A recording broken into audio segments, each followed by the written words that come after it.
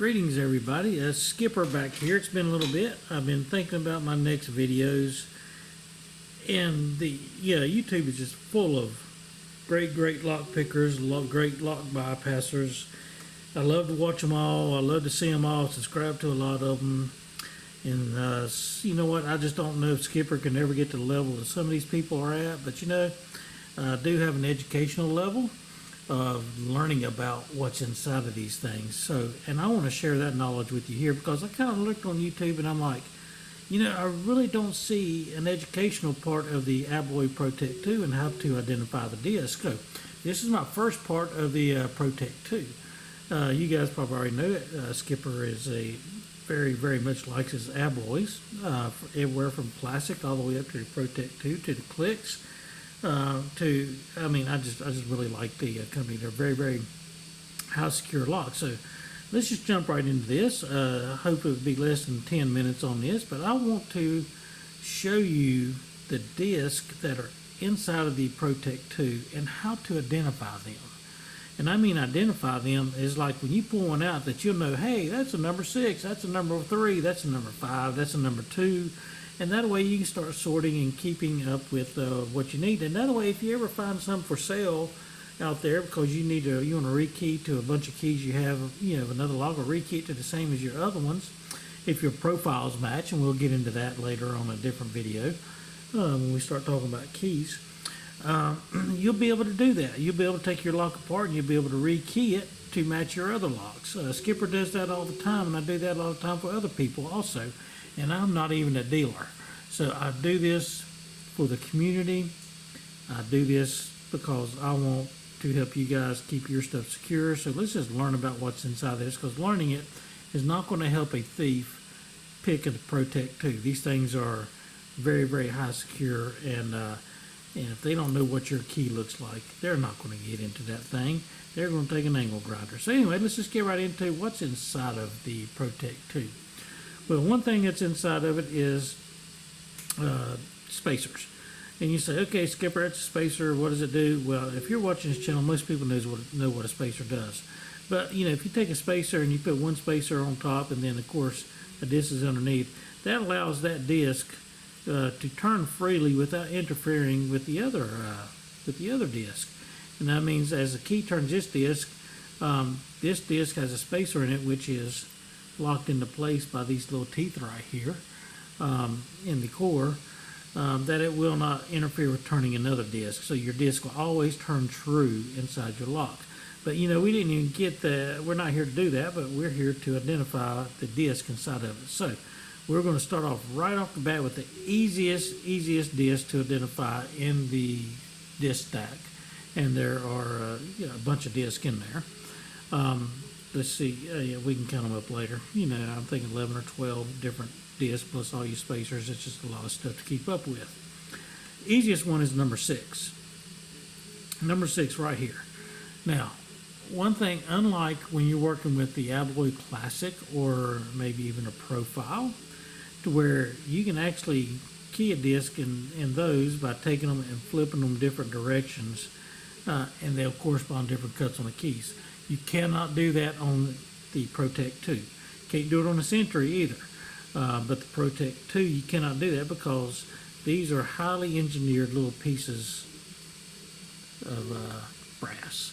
And as you can see on this one, when you look at this disc, it has the upper part, and I'm going to call it lower part. There's lower indentation right here. You say, well, wow, what in the world is that for? Well, let's just flip it over. You can see that it's the exact opposite on the other side.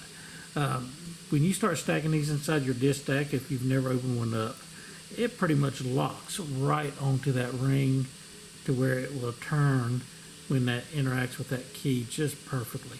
I mean, we're talking some fine-tuning engineering here. This Protec2 is so fine-tuned, I think it's almost delicate inside, but they have it locked in so tight to where it won't move out of its placement. That's how you get to a Black Belt 3 keyway. Think about Black Belt 3. We were raised on master locks. I mean, we run over a speed bump and those open now. Just a joke. Not quite. But they're one of the easiest locks to break into. Their yellow belts, you know, all the way up to maybe, they might have some that qualify for blue, but anyway, they won't get past that. We're talking black belt 3. We're talking about extreme secure. Whoa, I've got off tension. I'm chasing that squirrel. Number 6, right here. Let's identify number 6. I'm gonna grab something that's a little bit easier to look with. Number 6, right here. One cut straight up the middle. That's it. That's how you identify the number 6 cut. This is what I call a 0 turn disc. It does not turn in disc stack no matter how far you turn that key. All right, slide you out of the way. Next disc, number 5. Okay, so as soon as you grab this one, always grab my disc, always put them like this, where I call it straight up, but you know, you might call it upside down. It's whatever. It is going to be, number 5 is going to be slanted, canted slightly this way, just like that, number 5. And every disc besides the number 6 disc will have two gates in it. One, that's because these goes into door locks. So you ask them, why does it have 2 gates? Because of door locks. So on padlocks, these things are always going to turn clockwise, which is always going to be the left gate. Looking at it in this orientation, it's going to be left gate that interacts with the sidebar. But if you end up having a keyway that goes the other way, where you have deadbolts and you have to turn your key the opposite direction, lock the deadbolt, you do have a second gate on this side that will interact with the lock to do that. So off of that squirrel, let's go number 5, canted this way. Now you know why each of the Protec2s has that. So canted off this way. Again, this disc is face straight up like that. The 2 gates are slanted, canted slightly to the right. Number 4, straight up. Number 4 is equal disc on both sides. So when this thing is turned either way, the gate is equally on both sides. We'll get into that when we get into my next series, looking at the keys. That is not a key disc. Number 3, looking at number 3, canted to the left, slightly. We're not, slightly. You got to look for that slight cant of the disc stack, of the gates right there, slightly to the left.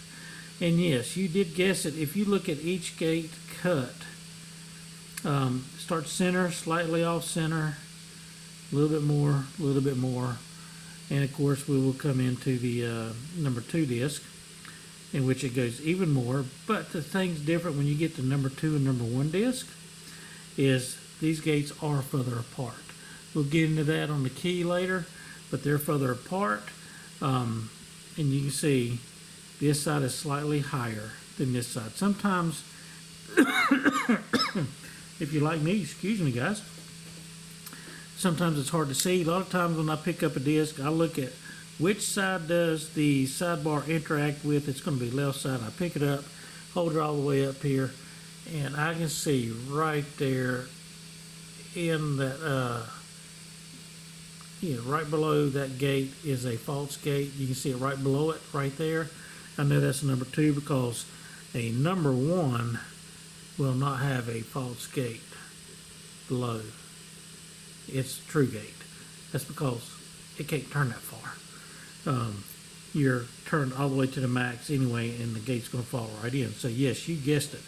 Number 2, yes, this one is slightly canted to the right. Number 1, slightly canted to the left. But again, I showed you how to identify that number 1, number 2.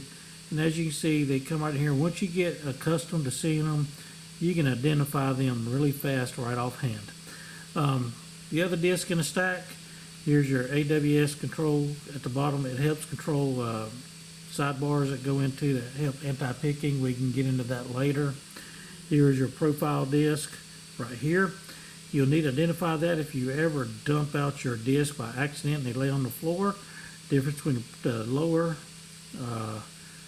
profile disc controller, bar controller disc, whatever you want to call that thing. I don't know the correct terminology. Somebody can comment and tell me when it's there. But this is a key profile. And with a key profile, that means when you put this key inside of this disc, even if you fit the upper part, if your key is not the right profile, it will not go in that disc. And I'm going to pick this up and show you this a little bit further. This is will not go in this disc. Now I have discovered that some profiles are interchangeable with other profiles if you flip them 180 degrees over.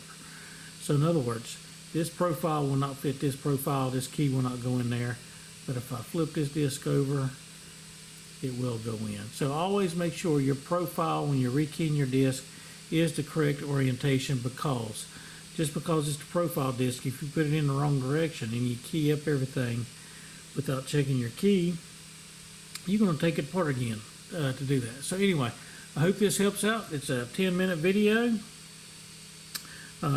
This is the upper control disc.